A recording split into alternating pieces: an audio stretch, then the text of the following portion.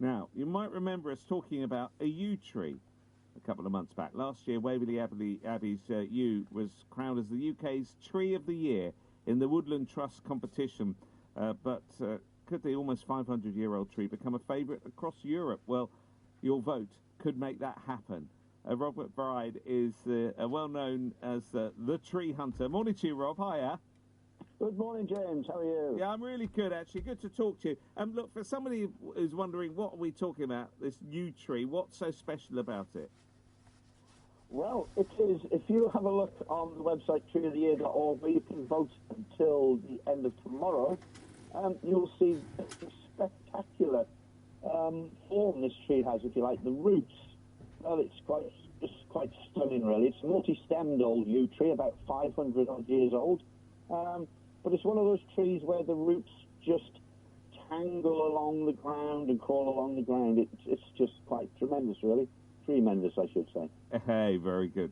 It's going up against 15 other trees across Europe. Of course, we can't gather them X Factor style in the same place, you know, but describe some of the competition. Well, it's a tough job. This week, the voting, the last week is always hidden, so it was doing okay. I think it was around about 5th or 6th position, so we need the votes, 2 votes, and then confirmed by an email. The favourite at the moment was the oak fabricant in Poland, which I visited first, and that is quite a stunning tree as well. It's got a 23-metre long branch that is supported on props. And then you've got the story of the Czech tree is quite amazing. It was threatened by a Russian uranium mine spoil heap. So there's like a mountain of spoil from the days of Russian mining uranium near just south of Prague in Dresov. Yeah, so that was a massive old pear tree, 3 meters circumference, which is a fairly old chunky tree. Then you've got well, 50, the one country I wanted to go to, of course, Ukraine. It was the first time that Ukraine had a tree in the contest. I was all for going if it was in the west, and then I looked at the exact location. It's about 30 kilometres from the Russian border, so that might have been a bit of... might have ruled that one out. Let's hope it's, amongst everything else, it's actually trying to, you know, survive there. That's for sure. It would have been really nice, as I say, if it was over this side, because... You know, I think the poor people there, they need every little bit of cheery news. You know, this contest's all about fun across Europe. You know, there's, say, the 16 crews across Europe. It brings a bit of fun and a bit of laughter. I've been dressed in wigs in the Netherlands. Any Dutch listeners this morning will realise I arrived there and I was a bit shocked because it's carnival. It was a carnival, the 4-day bank holiday where, well, it's bedlam, let's face it. It's just... bedlam there for 4 days.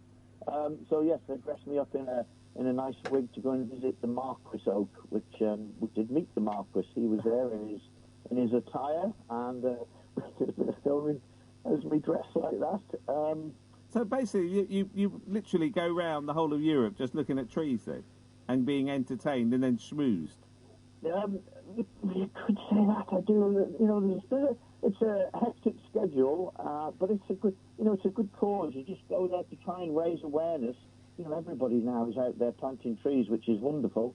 But the big old trees, they're the ones doing the sequestering the carbon. You know, these are the ones, especially in this country, that we don't protect. So, you know, there's a lot of work to do. You'll see many politicians with photographs with children planting trees, and I always ask them, what are you doing to protect the big old trees, the heritage trees, you know, the trees that have got the stories from hundreds and hundreds of years ago. And certainly many of the children, I'm looking at the Encina of San Roque in Spain.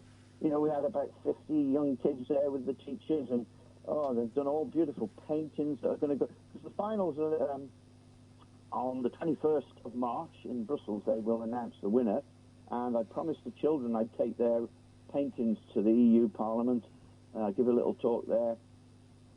Now the organisers are telling me we can't have the exhibition this year, but I'll find a way around that. Don't worry. Right, I'm just looking at the rules of voting because there are a few, but you just give your personal email and then you vote. And it says that in this, what we've got the last day and a bit to actually vote.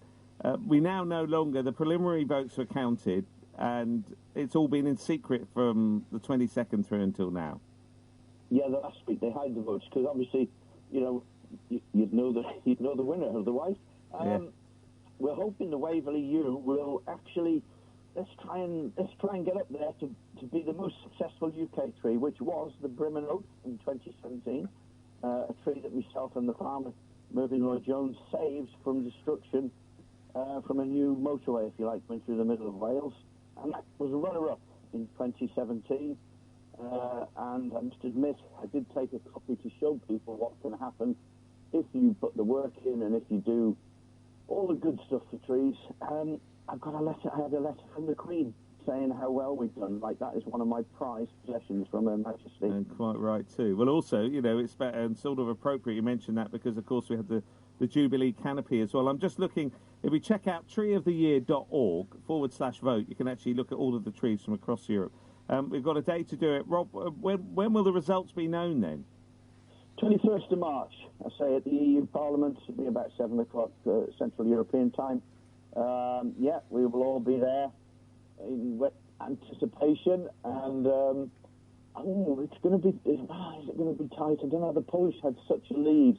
They've done well the last 2 years because they've now got, in quotes, a social influencer who apparently has lots of followers and does all this type of stuff. You know, promotes it pretty well. So we will see. We will see. You know, I don't know. It's each country has their own method of promoting the tree, and Woodland Trust have been promoting it over here. So maybe there is an argument we need to get on board, as a country, get on board a bit earlier and fight for our trees in there. It's almost like the Eurovision Tree Contest, really, isn't it? Well, it's funny you should say that. Eurovision for trees. I've called it that for quite a while now. Yeah, and in Czech Republic, first time I've done live breakfast TV on the Saturday morning, and I ended up in the changing rooms there with Vesna, which are the Czech. They won a few hours later. They won the Czech contest. So I've messaged them. I'm hoping I can meet up with them in Liverpool because it's not too far from where I live. So yeah, Vesna, the Czech group, you'll see them in May. I'm not sure exactly the date of the. Well, let's just worry about the voting for your tree. Look, Rob, we've run out of time, but good talking to you. treeoftheyear.org/vote for further details, and you can actually vote for the tree, our local tree that would be good to be named Tree of the Year, Waverley Abbey. Let's get the BBC News at 7:32. Here's Peter Stewart. Morning, Peter. Yeah, morning.